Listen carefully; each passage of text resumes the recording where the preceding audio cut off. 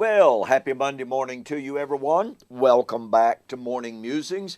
My name is Don K. Preston. I am the president of Preterist Research Institute of Ardmore, Oklahoma. We are in the midst of a study of the resurrection of 1 Corinthians chapter 15. We're doing a thematic study, of this great chapter. And in our last video, I pointed out to you that there are some linguistic issues at work in 1 Corinthians 15 that scholars have struggled with. They continue to struggle with them. They are struggling with them. And I use that present tense on purpose, by the way, almost as a pun.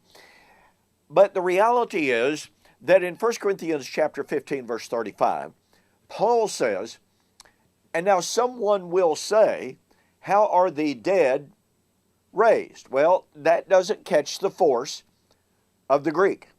How are the dead being raised, and with what body are they coming? Present active or present passive. Now, all sorts of explanations have been given to do away with the force of the present actives. I have been in correspondence with people before who have told me, well, the force of the present actives or the present passives there has to be a future tense because the resurrection hasn't happened. Well, that's presuppositional. That's a priori argumentation. And I am convinced, personally, that the Holy Spirit did not cause Paul to use the present tenses, the present passive tenses, indiscriminately. A good friend of mine, Gerald Davis, who is far more conversant in the Greek than me, by the way, shared with me that some commentators on 1 Corinthians chapter 15, 35 argue that, well, what Paul's doing is he is taking what the scoffers are saying. The scoffers are rather derisively saying, well, okay, yeah. If the dead are being raised, with what body are they coming, Paul? If you're going to argue that there's a resurrection of the dead ones, then tell us with what body they're being raised. Not that Paul is affirming that they're being raised, but that the scoffers are scoffing at Paul's claim of the resurrection of the dead ones. Well, I don't believe that those commentators have made a valid argument here.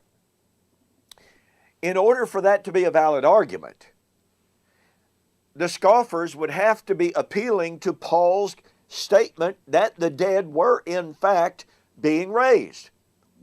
In other words, the scoffers are scoffing at what Paul is saying. What was Paul saying? Well, in order to catch that, in order to understand that, we go back into the previous verses. Beginning with verse 12, guess what? From verse 12 all the way through verse 32, Paul uses either the present active or the present passive to speak of the dead ones being raised. So it was not the scoffers who were derisively saying that the dead were being raised, as if Paul never said that. No. In these previous verses, and I've got a list of the verses here, 1 Corinthians 15 and verse 12. If Christ is, by the way, that's present active indicative. Do we just discount that as well? If Christ is being preached that he has been a perfect indicative, by the way, raised from the dead, how is it that some among you say that the dead, there is no resurrection? Present indicative of the dead. 1 Corinthians 15. If the dead are not raised, yes, we are found false witnesses of God because we have, which is an aorist indicative, by the way, testified of God that he raised up, aorist active indicative, Christ, whom he did not raise up, aorist active indicative, if the dead, in fact, are not being raised. Now, here is Paul clearly affirming that the dead ones were being raised. It was not the scoffers. It was not the scoffers derisively using some kind of non-existing argument by Paul. No, here is Paul affirming that the dead ones were being raised. 1 Corinthians 15:16. If the dead ones. Now this is Paul's argument. This is Paul's modus ponens argument. If the dead are not being raised, then Christ is not risen, aorist, active, indicative.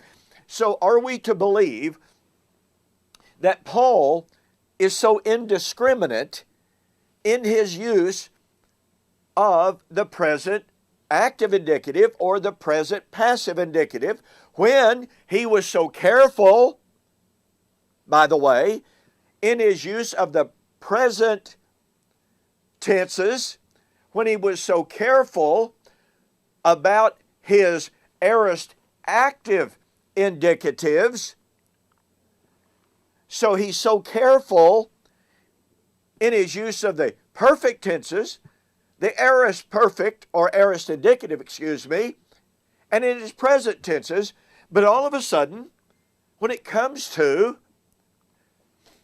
the present passive indicatives or even the present active indicatives, we don't pay attention to that. So I believe, it seems to me, that when we, and by the way, I didn't even get to all of Paul's uses of the present. Look at 1 Corinthians 15:26. The last enemy to be destroyed, literally the last enemy being destroyed. All right? 1 Corinthians 15:29. By the way, I think this is very powerful. If the dead ones are not raised, otherwise what will they do who are, which is a present participle, who are being, baptized for the dead, if the dead are not rising? Why then are they present active, being baptized for the dead? Now, here is a great example of what is known as the iterative present. That means that it is an action that's going on. Doesn't mean that every single moment it's going on, but there is a process, a present process of people being baptized, and that baptism is on the behalf of the dead ones. It's called the iterative present tense. So here is Paul very carefully, very scrupulously using the Greek tenses. He is not using that hypothetically, and he's certainly not using it parenthetically, which is one of the present tenses. No. Just like he accurately uses the aorist active indicative, just like he properly uses the present active, just like he uses the iterative present, Paul uses the present passive indicative. And that means that the resurrection was already in progress. Well, folks, if the resurrection was already in progress, that demands that if the traditional view of Paul's discussion of eschatology and resurrection in 1 Corinthians 15 is focused on physical resurrection, it means that physical resurrection was already taking place. Present passive indicative or present active indicative. But that's pretty obviously not a true doctrine. And we've got more on Paul's use of the present passive indicatives and the present active indicatives on the flip side. In the meantime, get a copy of my book, The Resurrection of Daniel chapter 12 and verse 2, Future or Fulfilled. In that book, even though I do not discuss extensively Paul's use of the present tenses, I do cover it, and I demonstrate how the objections that are offered to Paul's use of the present tenses simply are not tenable. Go to my website, BibleProphecy.com, eschatology.org, order my book, The Resurrection of Daniel chapter 12, verse 2, Future or Fulfilled. When you order it, send me a note that says, "Hey, Don, I'm ordering this as a result of your YouTube or Facebook, and I will refund your shipping, saving you $5. Well, thank you so much. And yes, we've got more on the flip side. So we'll see you there.